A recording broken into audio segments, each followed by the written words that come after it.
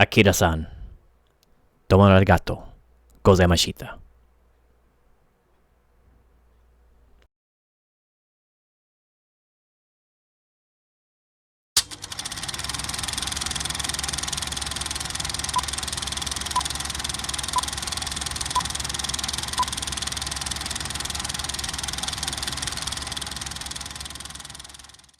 Hey everyone, Genome here, coming to you with the next episode in my movie review series. I haven't done one of these in quite a while. Usually they're a pretty big undertaking, and you get to be in just the right mood, and I have a lot of different stuff going on, and my excuses no bounds, so I'm done saying them. So, in that regard, I'm going to be taking a step way back to the past, to the golden age of filmmaking, and by that I mean the golden age of Japanese filmmaking. This next film was recommended to me by an excellent YouTuber. I know him from Friday Night Hangouts, Jay from Over Easy Mode. He turned me on to the works of Akira Kurosawa. I have never seen these films before.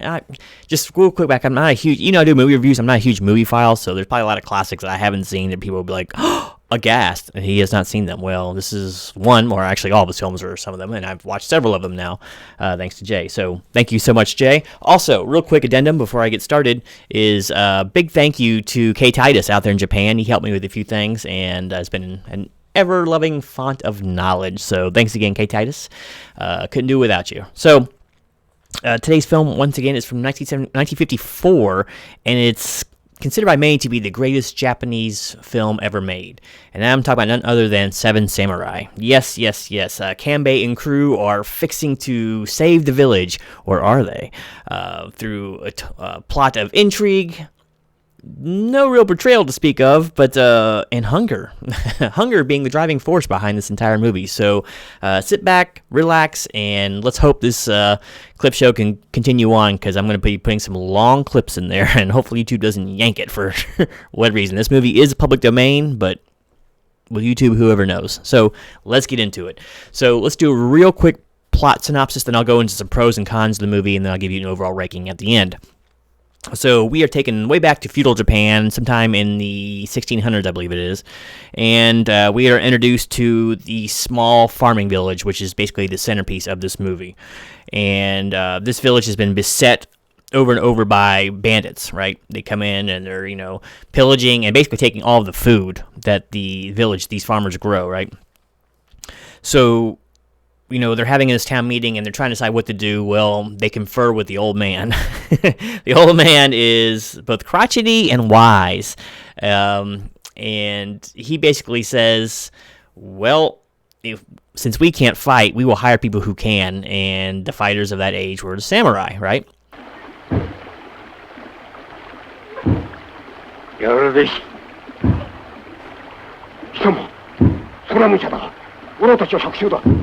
So, incredulous as the other people are, they start to push that plan to fruition. So they send a few of the farmers to town with small amounts of food to try to basically tempt the samurai, basically the Ronin samurai, who have no stipend, no master, they're wandering and probably penniless, to see if they can tempt them to protect the village for food. And the old man asked for 4 samurai, right? I think it's 4. So these farmers set about to find these samurai. So thus our story begins. So it's kind of interesting in a way that something so simple is going to be like the crux of this whole movie, and that's rice. Rice is the cause of all of this. The second crop they're actually growing, which the bandits are probably going to come back and take, is barley, but food, basically. Food is the crux of this movie, or the lack thereof. And so in town, these farmers hold up, it looks like a flop house, basically just some place everyone congregates and stays for free, And they set about trying to convince different wandering samurai to join the cause and help out the town. Now, this is really interesting because it's outside of maybe Kanbei, the lead samurai in this movie, played by Takashi Shimura. These guys aren't really doing this to help the farmers, right? They're mostly just doing it for food. And while they do grow to respect the farmers somewhat, it's a very caste and class-driven society, right? And farmers are way beneath samurai. Even samurai of no means are far above farmers, right? So usually the farmers look down upon the farmers with this.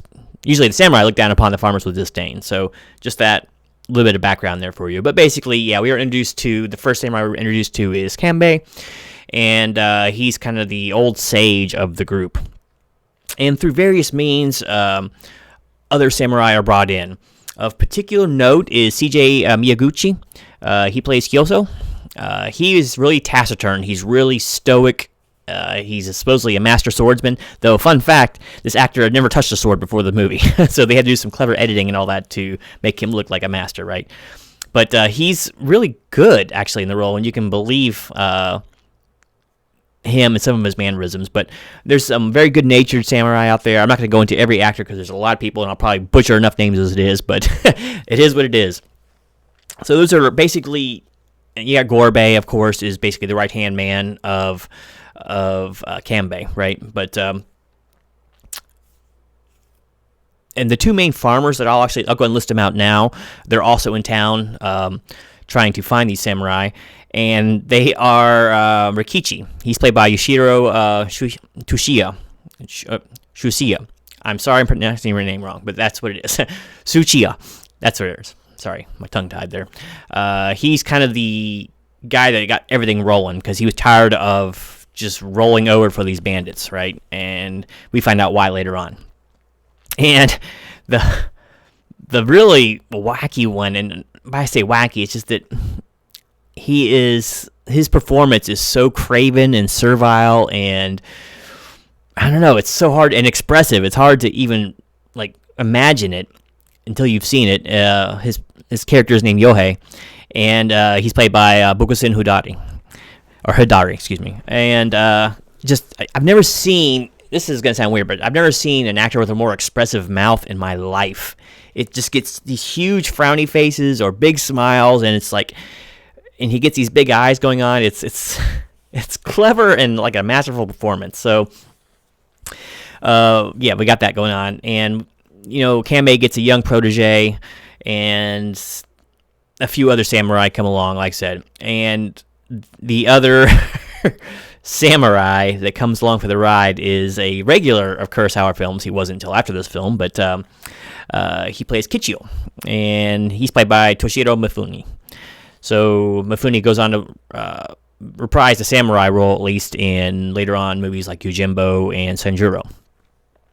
But in this movie, he's not technically a samurai, but more on that later. So yes, they gather up a few samurai and they head into the village, and thus we begin a series of trainings of the villagers to combat these bandits, right? So not just fighting, these samurais aren't just really there just to fight for them, they're actually there to train, because even with 7 samurai, there's 40 of these bandits, right? There's too many of them, even for just the samurai to take out. So it's interesting, and lots of things happen for there. I'm not going to spoil the ending for you, but let me talk about a couple of scenes of note before I get there. So a lot of these scenes actually deal with the relationship between the samurai and the farmers. And it's an uneasy alliance, to say the least, especially at first. The farmers are very distrustful of the samurai, and we find out why later, of course.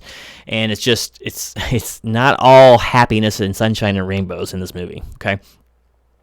And, well, I'll get to those scenes. I'll get to the pros. But anyway, so basically we get to a final conflict. And let me tell you something. This final battle is like a half hour long. It's huge, sprawling thing. And, there's rain and mud everywhere. It's quite the spectacle. And you'd be very impressed about what gets seen in this movie from 1954. So I really don't want to give away too much more of the movie itself. And definitely not going to tell you how it ends, because I want you to watch it for yourself. Once again, it's public domain. Go check it out. But let's talk about some particular scenes I find very good. There is a scene in there in the very beginning with Kanbei, and basically he is just walking around Ronin and going from village or town to town, probably looking for work or at least some food. And he's followed by the farmers, and he's followed by Kichio, or I'm probably saying his name wrong, but that's close as I can get to it. And it's just hilarious. Kichio's like this. I don't know what he wants at first, right? He's almost like a yapping dog that won't just leave Kanbei alone. He never says what he wants. He just keeps following him around, and he's really an enigmatic character at first, anyway. So we don't know what his ideas are, but he carries this really long sword, his trademark thing, and he just seems really casual, and he's always scratching at himself, almost like he has fleas. This is he keeps these kind of mannerisms for later movies, by the way, too.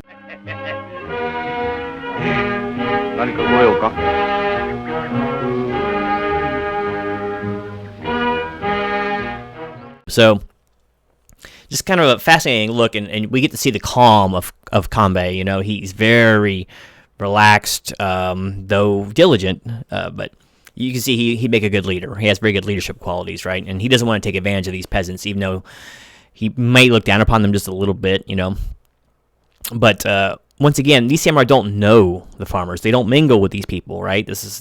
They're not of the same class. So I think a lot of people who view this movie might not pick up on that, but so there's an uncomfortableness between the two. And Kanbei just pulls it off better than most, right? So great scenes there, and a lot of the other great scenes in this movie have to deal with Mifune, all right? This man has a range of emotions and energy in this movie like you cannot believe it, right? There is a scene in this movie where, okay, a little bit of background. I'm sorry, I'm kind of going all over the place. A little bit of background. Kichio here, he's a man with no name, basically. Obviously, he was born a farmer, right? And he's pretending to be a samurai. So he knows all the little secrets that farmers use. He kind of lets the other samurai in know what's going on, because they're kind of befuddled by, what's going on with these, or confounded is more like the word, confounded by the actions of the farmers. And so he's like the go-between, even though they don't really know it yet. But he knows that these farmers collect like old armor and weapons from fallen samurai, or they hunt down the samurai who lose battles, right, and kill them and take their stuff, right? So he has them gather all this armor, and he's going to bring it to the other six samurai that are staying in the village to give to them, right? And he probably thinks he's going to get a big thanks and kudos for it. Well, the samurai turn their backs on it. They don't want anything to do with it because it's bad luck to wear another man's armor or something, and they're pissed off at how they came to it. And Mifune goes into this extremely long take where he carries several minutes of the film by himself. And he runs the gamut of emotions here. It goes from, like, kind of exasperation at these samurai for not understanding how things work in the farmer's world, right? And it goes to, like, rage, and it goes to, like, jeering, and then it finally just goes to kind of a breakdown because, this causes all these memories to flood back on Kichio here, and it's sight to see. I mean, I'll show it to you here in most of its glory, but you got to see the whole film to get its full impact. But anyway, here it is.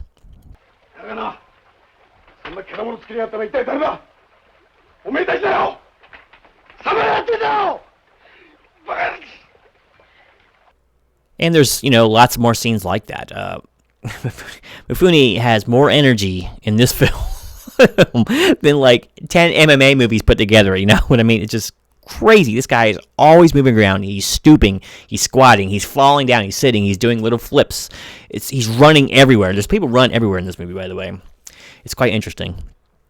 And, you got other scenes where, like, they're reined in, and they're just kind of sitting around. They're all sitting around, just discussing what's going on. And one of the samurai is making a flag, and there's this really funny scene where they're always teasing Kichio here because he's basically given... he's stolen a name, and actually what's funny about it is actually a girl's name. It's a two-part girl's name, but he doesn't know it because he's illiterate. but anyway, they're sitting around, and there's this like little bit with the flag, and it's really funny. I think it's really funny.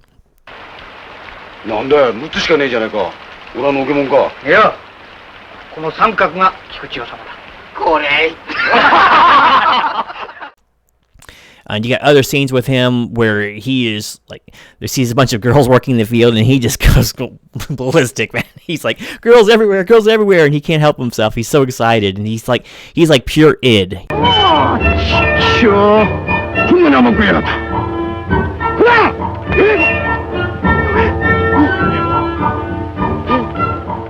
You know, this guy is just whatever is on his mind, he says it, and he doesn't think too much at all about anything, right? He just goes out and lives, and it's a performance he got to see to be, it has to be seen to be believed, right? 今夜たっぷらとおっかを可愛がっておけ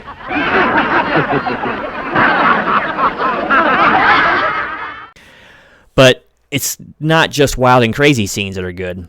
There are exceptionally long scenes in this movie where nothing is said at all. And those are some of my favorite because movies have lost this. They have lost the ability to have no dialogue and still portray something. Someone will say something to one of the characters, like Kanbei, for example, and he'll take like a minute before he answers. He just kind of looks, and you can tell he's looking thoughtful. Nothing rushed, you know. And even the final battle scene is, while it's chaotic, there's a lot of smaller, quieter moments, and it ebbs and flows masterfully, right? And it's much more effective because of it. There is some loud music, but most of it's not overbearing to the plot, and most of it gets pretty quiet. A lot of times it's just natural noises and things. So the moments of quiet in this movie are very effective. And even Kichio has some quiet moments. For instance, when he decides to sleep in the barn just shortly after his impassioned speech to the other samurai, with Rikichi, and he basically chastises Rikichi for giving up his house to the samurai, and you can tell he's more comfortable in the barn with his farmer people, right? It's a great scene. He's really quiet and reserved there, and you can tell he's kind of looking inward a little bit. 思い出すな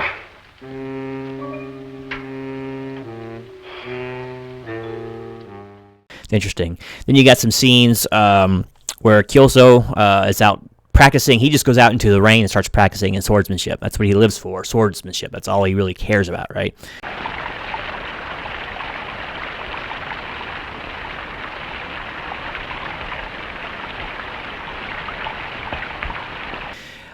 Great quiet scenes there. There is a scene also involving Kyoso, where they're setting up an ambush for 3 of the scouts for the bandits, right? They don't want the bandits to report back to their leaders that the village is fortifying. So they go to, 2 people go, Kichio and Kyoso go to waylay these guys, and they take the young Padawan, if you will, basically an apprentice along, but they tell him to stay out of the way.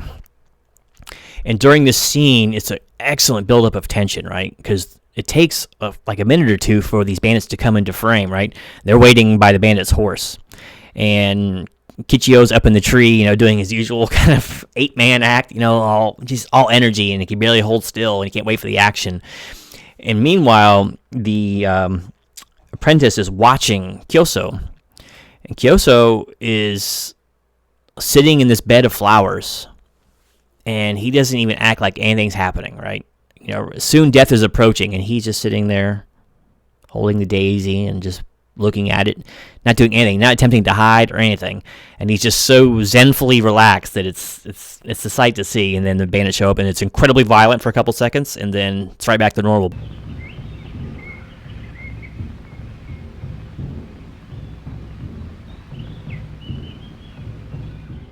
But this is also character building here, right? While Kichio exults in the violence and just the action that's going on, you know, Kyoso is cold. He's a practice warrior, right? And this is a lot of the samurai act this way. It doesn't faze them. Fighting doesn't faze them at all. It's just their trade. It's what they do, right? And so he's so calm and matter of fact about it. He does the same thing much later on too, when he goes off to get a rifle from the bandits, right? And he goes out one night, and he comes back the next day, and he actually steals the rifle after killing a couple of those guys, the bandits, and he hands the rifle over to Kanbei, and then just walks over and puts his back against the wall and goes to sleep.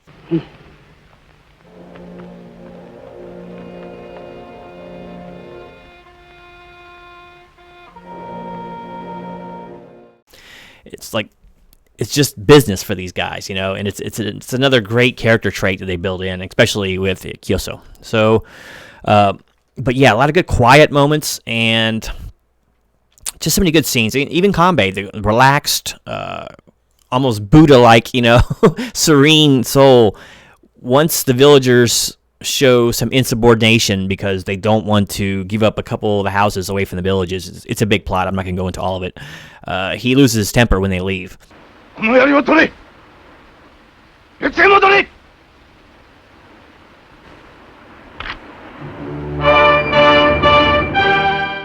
And he goes over there and basically, on pain of death, lets everyone know that anyone who tries to look out for themselves now is going to die, and probably by my hand. And he doesn't say a word of it.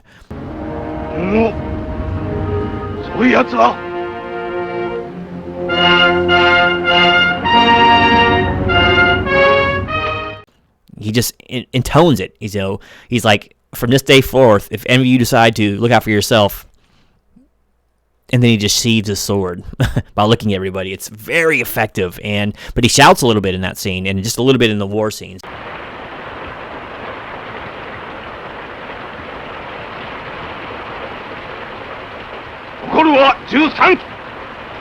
So it's cool to see how their training can kind of kick in when needed, but they're all just steely calm. They don't panic, and it's just like it's bred to the bone in them. So I don't know, it's just such a rich and lavish world that we're gifted here in so many of these scenes. So enough of that. Let's get into the pros and cons, right? And some of these other scenes I'm sure will fall in there. Let's do cons first, okay? There's not too many of them, but there's always some in some movies. So a couple of the actors are a little bit hammy, all right? And mostly it's the farmers. I know it's hard to to fake real emotion, but sometimes it's overdone a bit. Rikichi is responsible for some of this, even though his pain is the greatest of all. So I can kind of see where the direction was going with that, but sometimes just tone it down just a tiny bit, and the apprentice is a little bit hammy too at times. Mostly good, but so there's that. And even Mifune is just maybe just a little bit too over the top sometimes. His mood swings are crazed. Like this man is not compos mentis, right? He just swings from rage to joy to relaxation, and all in a heartbeat, But once again, he is more the id. He just lives in the now, right? And he's basically a big child for the most part. But he's had a hard life, so. But just sometimes I wish he'd tone it down just a tiny bit. But I mean, that really wouldn't be keeping with the character, right? So it's hard to knock him for that. But man, is he funny sometimes. So yeah, it's mostly with some of the tertiary characters that maybe the acting is just a little bit over the top, but it is what it is. It's few and far between. Let's just say that. Other cons.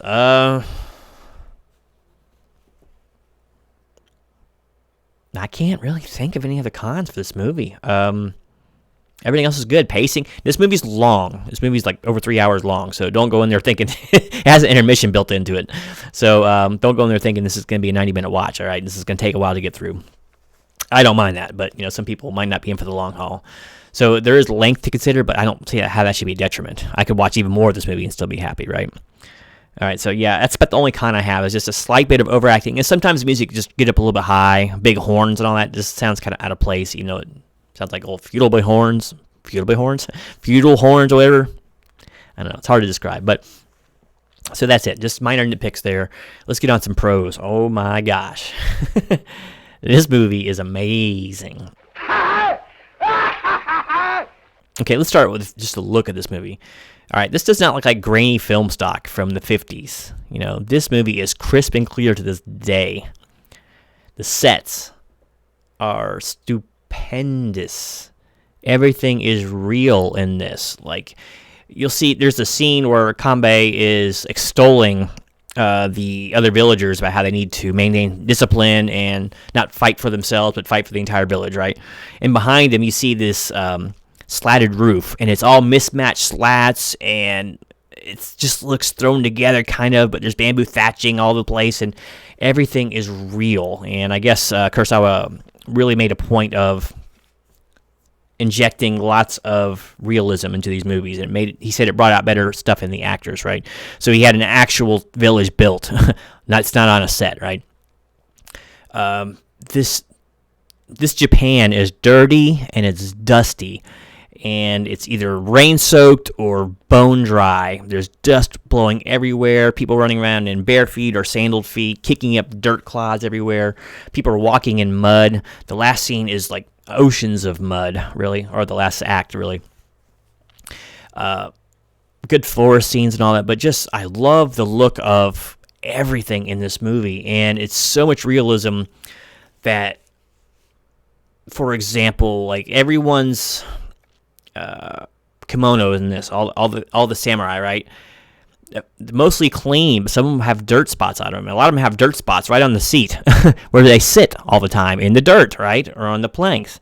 So that's a nice little thing right there. It's like you wouldn't expect a lot of directors to include that. They all want to be spotless and spiffy looking. No, these guys are dirty, you know.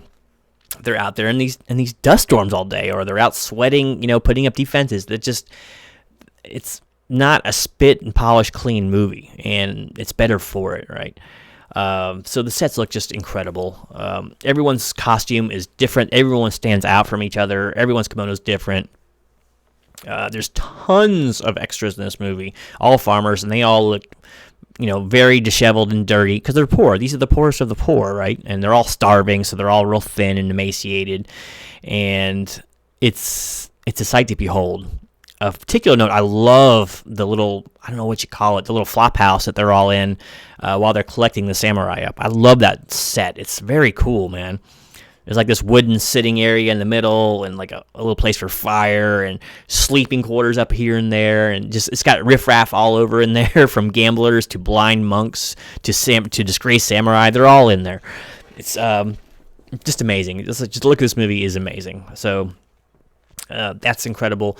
Soundtrack is mostly good. This is one of those movies where the director knows when to put music in and not to. There's usually not too much like extraneous music used. It's not like by any means a silent film as far as music goes, but I mean, it's just not used all the time. It is used in some of the hammier, like setting up the love scenes. Oh yeah, that was something else I didn't really care for, was the love scene and all of that, or the love triangle between the poor farmer girl and the apprentice or whatever. I can understand it, but I really wasn't crazy about the execution of that. But so the music is not too overbearing like it can be in a lot of older films, and great uses of silence and just ambient noises in there. So that part's really amazing as well. Performances. I've already talked about this a little bit, but my gosh. The samurai are all likable. Kyoso, even though he's really stern and not overly demonstrative, you grow to like him. He even has a few smiles toward the end. Most of the other samurai are really good-natured, smiling a lot, seem like nice guys, right? And, of course, Mifune is just... You gotta love the guy, man. I mean, you just gotta love him. Either what he says or what he does physically is just the sight to behold. While I like everybody in this movie, he steals it. He steals this movie. He's like Tuco in Good and the Bad and the Ugly. And I think a lot of that Tuco is probably based on him, because he has a lot of the same, not so much like physicality, but he has a lot of the same mannerisms, and it seems to have about the same outlook on life, right? But yeah, he is all over the place, man. So much energy. But yeah, even in smaller roles, the farmers are all... Now here's something a lot of people would probably not catch. It might annoy people how craven these farmers seem, but you got to understand the time period that these farmers are living in and what their social status was, you know. They don't mingle with samurai. They don't mingle with their betters, right? So they're forced into it, and anyone that talks back to them, they kind of just go into this crouch, and it's like, but it's all done so well, and just those little nuances like that are just amazing. When they're training, the samurai training them, and the samurai instruct them to attack, it's like they're very hesitant to even attack these samurai when they're told to, right? Just for training purposes, the wooden staffs, because you don't attack samurai. You're not supposed to use weapons, right, in this culture, at least at their rank, right? So it's just very nice touches like that really bring this movie alive and bring the characters alive. The old man is pretty hilarious because he is like Yoda. I mean, he's all stooped over and wizened and all that, but everyone comes to him, even the samurai, for advice, because he's the old man. And just great stuff there. I talked about the sets and all that. The use of weather is also a big thing. Like I said, there's the dusty, dry season that they're growing this food in, and they have to irrigate the patties and all that. And then just a lot of constant rainfall too after that. So it runs the gamut. And when it's raining, it is raining everywhere. And he doesn't cheap out. You can see it in like small little windows in the background and all that. You see the water still coming down. So nice little, instead of just putting a shutter over it, he lets people see what's going on. And even through the slats and buildings, you can see the rain coming down. So he didn't just do it right in front of the camera lens, right?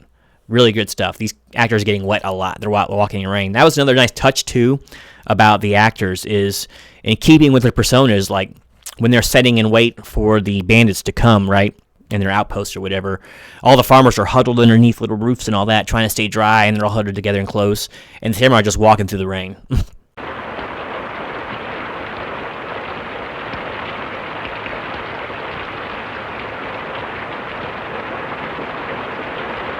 Like, it doesn't even faze them. They just walk. They don't care about being comfortable and dry. You know, they care about doing their duty and getting the job done. All business. So I dig it. I dig it, and I dig it. So, and what you do see, like, it's not really an effects movie, but it's a war and battle movie, right? And a lot of it looks good. There's actually slow-mo in this movie. A couple scenes of slow motion. It's very effective.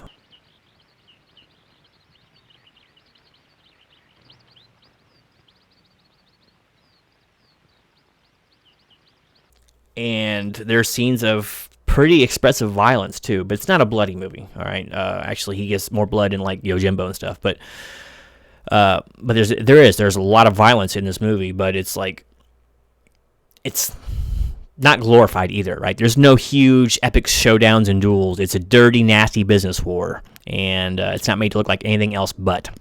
It's quick, it's brutal, and it's not always pleasing to the eye, but you know, it is what it is, and it's masterfully executed. There's a scene where Mifune sits down, or Kichio, I should say, sits down to this bandit. He infiltrates on his own because the other guy went and got a rifle. He wants to go get one and get some glory for himself. So he sneaks up, and because he looks so ragged all the time, and he's got the swagger of a bandit himself, right? He goes up and just sits down next to this bandit who doesn't know anybody, this lookout, and he's just making a little chat with him, and then the bandit says something to him, and then Kichio figures time out to announce myself. He just turns and pulls the swords out and looks at him. Go there.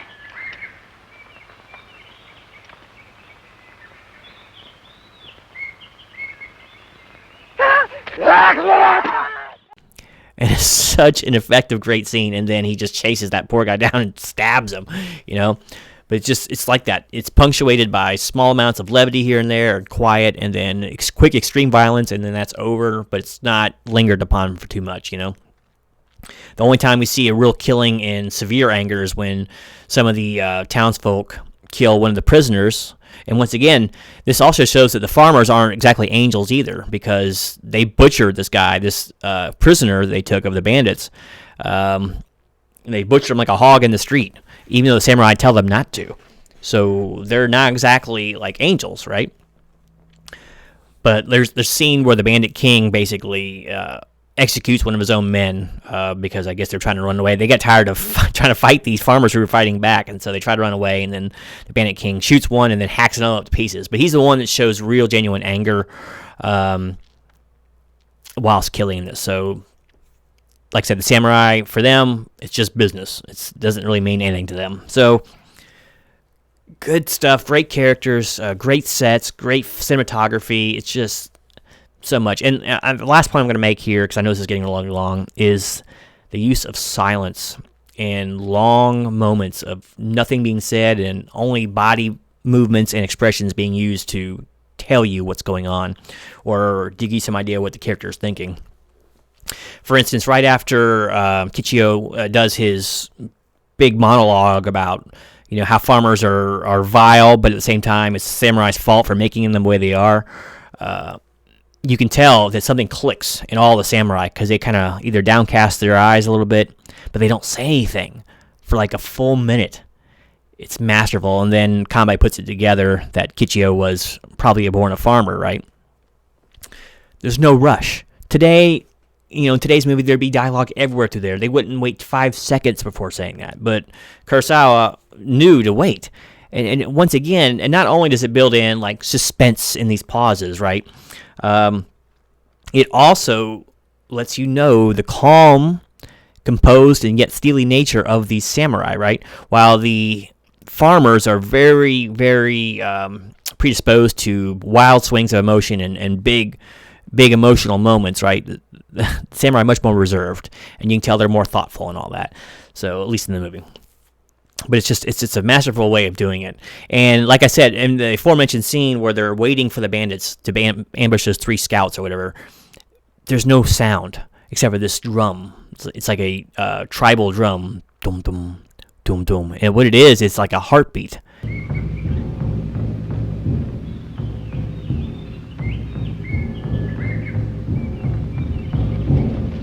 And it gets louder and faster the closer these bandits come. But it's a really tense moment, and it takes like 2 minutes for it to play out. It's a really long scene from when it starts and finishes, and amazing. Oh yeah, also there's a lot of long takes in this movie that are incredible. Like there's a scene where he's getting everybody in formation after he's done yelling at everybody, and like the whole village just falls in, and it's all discombobulated at first, and they're straightening the guys out.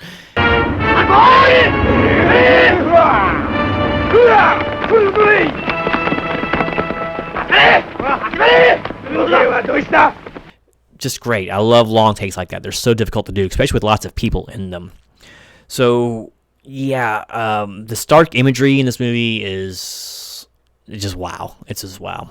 So, and the story is pretty simple, but really cool. Really cool. I just love the gray area of this movie. This movie is one gigantic gray area. Yes, you feel for the plight of the farmers.